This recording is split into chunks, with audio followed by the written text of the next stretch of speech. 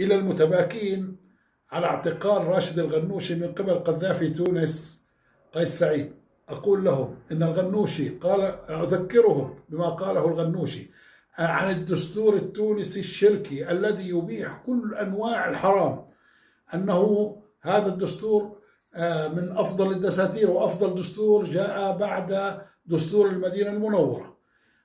الغنوشي الذي سوق نفسه لمنظمة الأيباك وحصل على درع ووسام منها.